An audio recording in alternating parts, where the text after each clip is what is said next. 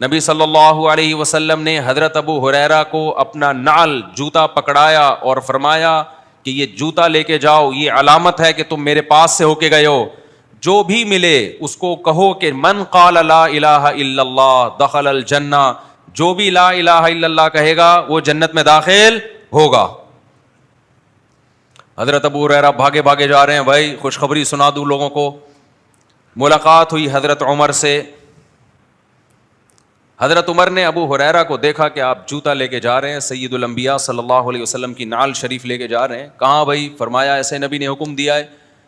حضرت عمر نے زور سے لگایا دھکا۔ حضرت ابو ہریرہ فرماتے ہیں فخررت علستی، میں کولے کے بل زمین پہ گرا۔ اچھا، لوگ مجھے کہتے ہیں مفتی صاحب حدیث کا ریفرنس دے دیا کریں۔ دیکھو میں جب بھی کوئی حدیث پیش کرتا ہوں صحیح حدیث ہوتی ہے، وہ میں نے التزام کیا ہوا ہے میں ضعیف حدیث نہیں بیان کروں گا۔ کہیں انسان سے غلطی ہو سکتی ہے، کہیں، ظاہر ہے ہم کوئی فرشتے تو نہیں ہے نا، تو میں اس سے فوراً رجوع کر لیتا ہوں۔ پھر میری کوشش یہ ہوتی ہے، میرے جو لوگ بیانات سن رہے ہیں کئی سالوں سے، انہوں نے شاید میرے بیان میں نہیں کہیں مجھ سے کبھی ضعیف حدیث سنی ہو۔ تو جو کہتے ہیں نا قصے کہانیاں، تو ہمارے بیان میں کوشش ہوتی ہے کہ بات مستند ہو، اور عربی کے الفاظ پڑھ لیتا ہوں تو اب تو رہ کیا گیا، آپ گوگل پہ وہ الفاظ لکھیں فوراً حدیث آ جائے گی سامنے۔ تو یہ بخاری مسلم کی حدیث ہے، فخررت علستی، فرماتے ہیں میں کولے کے بل زمین پہ گرا۔ حضرت عمر نے فرمایا واپس، کیا فرمایا؟ واپس۔ آپ کو یہ حدیث لوگوں کو سنانے کی اجازت بولو نہیں۔ حضرت ابو ہریرہ روتے ہوئے واپس گئے۔ نبی نے پوچھا کیا ہوا؟ فرمایا عمر نے میرے ساتھ یہ سلوک کیا ہے، میں آپ کی حدیث لے کے جا رہا ہوں لوگوں کو سنانے کے لیے، اور عمر نے کیا کیا؟ دھکا دے کے نیچے گرا دیا مجھے، یہ واپس۔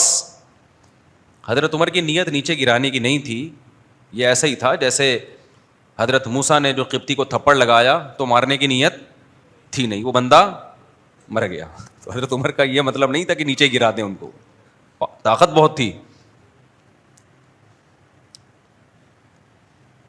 تو نبی صلی اللہ علیہ وسلم نے حضرت عمر سے پوچھا کہ عمر تم نے ایسا کیوں کیا؟ فرمایا یا رسول اللہ اذن یتکل الناس، لوگ یہ حدیث سنیں گے اسی پر اعتماد کر کے بیٹھ جائیں گے، اس کا سوسائٹی پہ اثر وہ نہیں ہوگا جو آپ چاہ رہے ہیں۔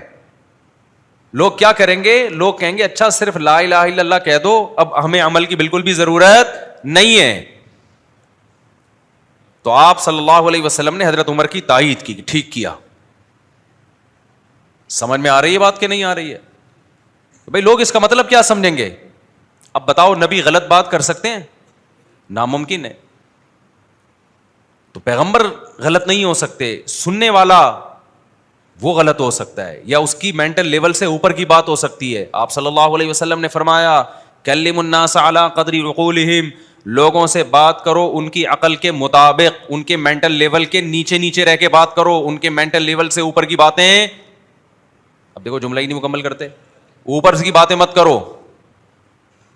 اتحبون ان یکذب اللہ ورسولہ، کیا تم یہ چاہتے کہ لوگ اللہ رسول کا انکار کر دیں؟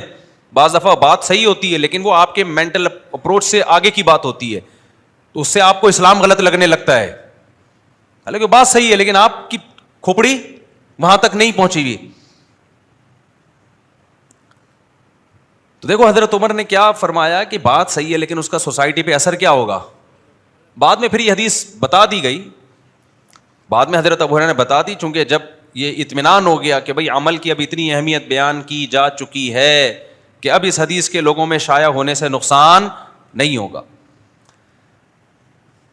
تو میری بھی عادت ہے جب میں بیان کروں کوئی کلپ ہو تو میں دیکھتا ہوں کمنٹس کیا آ رہے ہیں اس کے، تو لوگ کمنٹس کر رہے ہوتے ہیں۔ اچھا، آپ کے اپنے چینل پہ زیادہ تر پازیٹیو کمنٹس ہی ہوتے ہیں، عقیدت مند ہوتے ہیں، جا کے دوسروں کے چینلوں پہ دیکھا کرو کیا ہو رہا ہے، سمجھ رہے ہو؟ وہاں ہر طرح کا مال ہوتا ہے، وہ کھل کے برا بھلا کہہ رہے ہوتے ہیں، کھل کے دبا کے برا بھلا کہہ رہے ہوتے ہیں۔ خاص طور پر جو فیس بکیے ہیں نا، فیس بکیے، جتنا بدتمیز طبقہ فیس بک پہ پوری دنیا میں پایا جاتا ہے، تمیز والے بھی ہیں، ایسا نہ ہو کوئی آپ میں سے فیس بک پہ ہو تو کہہ رہے ہیں مفتی صاحب نے بدتمیز بول دیا، یعنی بدتمیزی کا جتنا ریشو فیس بک پہ ہے اتنا یوٹیوب پہ نہیں ہے.